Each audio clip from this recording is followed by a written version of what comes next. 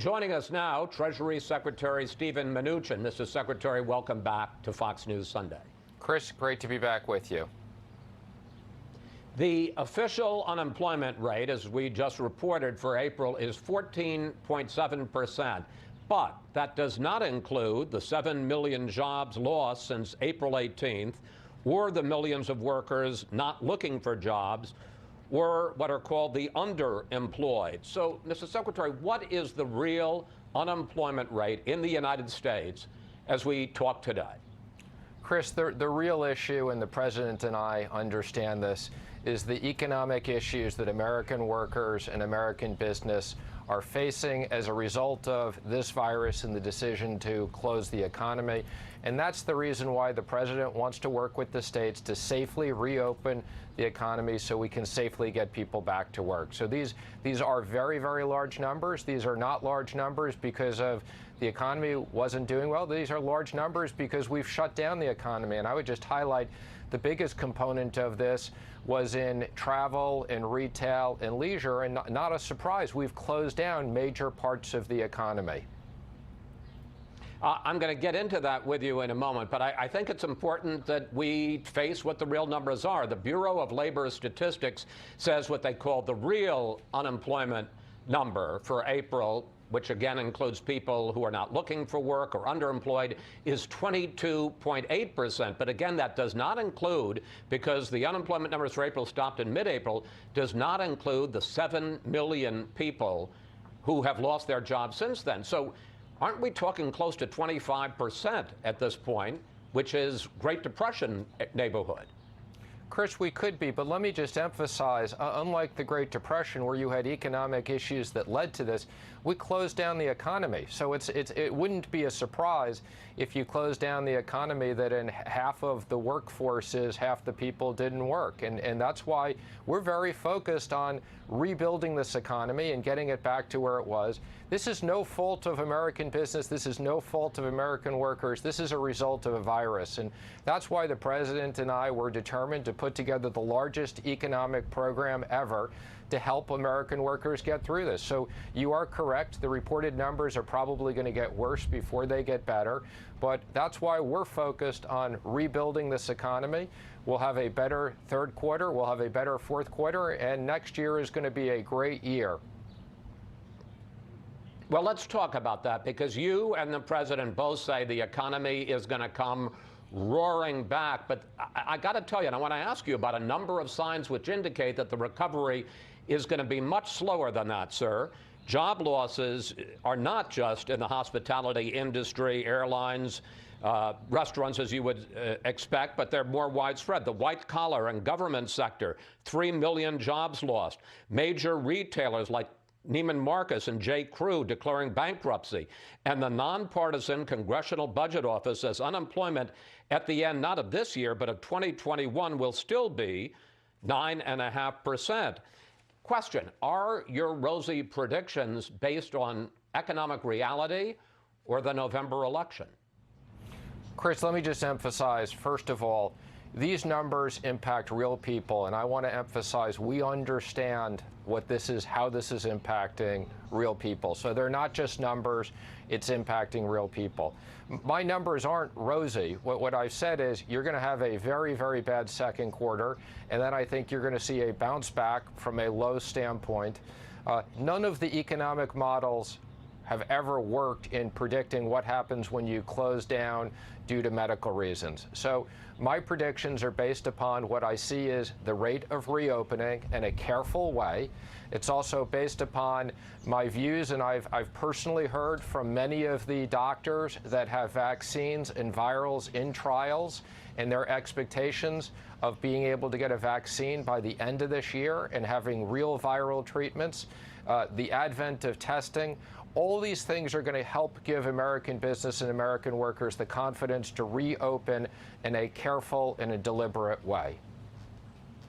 And what about the food supply chain that farmers and processors say is broken because they can't get their meat and they can't get their produce from the field to market?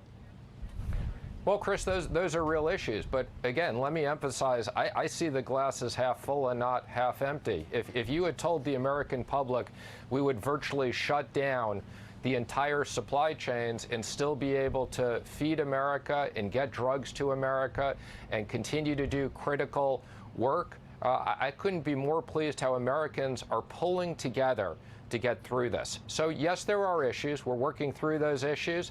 The task force is focusing on these issues. When we see them, we're figuring out how to fix them. Now the president is calling for states to reopen, and a number of governors are around the country. But this week, the president talked about the possible cost of that. Take a look. Will some people be affected? Yes. Will some people be affected badly? Yes. But we have to get our country open, and we have to get it open soon.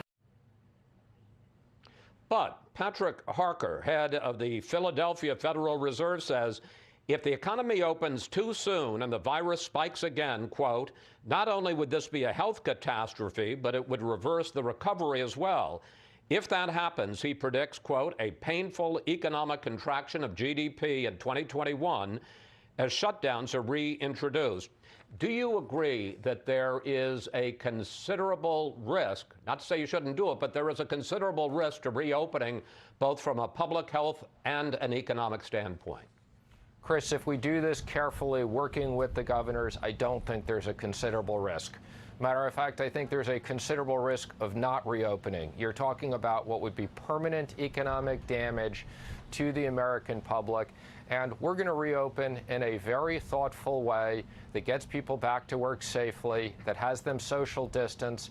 One of the things we've seen, Chris, is a lot of businesses can do telework. Not everybody has to come back into the office at the same time, but people will be able to go into stores. Some of them will have reservations when they go in, but businesses will be able to reopen. And I think, as you know, certain parts of the country had very devastating impacts, like New York, and certain parts of the country didn't. And this is all being monitored very, very carefully. Let's turn to the question of if there's going to be another response from Washington, and if so, what it's going to be. House Speaker Nancy Pelosi says she may introduce a Phase 4 relief bill this week. But Larry Kudlow, the White House economic advisor, said this week that the administration wants to wait until late May or early June to decide where to go next. And here's the president on that subject this week. We're in no rush. We're in no rush. The Democrats have to do what they have to do, but I would say we're not looking. We want to see what they have, but I can't say that we're in a rush. We were in a rush to get the money out to people. We have gotten the money out. Question, with 33 million people unemployed, with the Paycheck Protection Program money running out by the end of this month, with state budgets cratering, this administration is in no rush? Well, Chris, the president and I have been very clear on this, and we're in 100% agreement. First, let me just say we appreciate the enormous bipartisan support that both parties in the House and the Senate work together to get an unprecedented response. You're talking of over $3 trillion into the economy. You're talking about another $2.5 to $5 trillion working with the Federal Reserve. This has never been done before, and I just want to emphasize and thank the bipartisan support. What the president and I are now saying is we've spent a lot of money. A lot of this money is not even into the economy yet. Let's take the next few weeks. I'm having discussions with both the Republicans and the Democrats to understand these issues. The president and I are having conversations with outside people, with business. We just want to make sure that before we jump back in and spend another few trillion of taxpayers' money, that we do it carefully. We had an emergency process. It worked quickly. We're there to help the American people. We're going to be considerate, and if we need to help the American people in every aspect of this, as I've said before, we're willing to spend whatever it takes. But whatever it takes needs to be done carefully. I got about a minute left, and I want to squeeze this in. The president says that he won't sign another relief bill without a payroll tax cut in it. But both Democrats and a lot of top Republicans are expressing grave concerns about that because they say a payroll tax cut doesn't help if somebody's unemployed and they're not on a payroll. And here's what the Senate Republican leader, Mitch McConnell, had to say about that.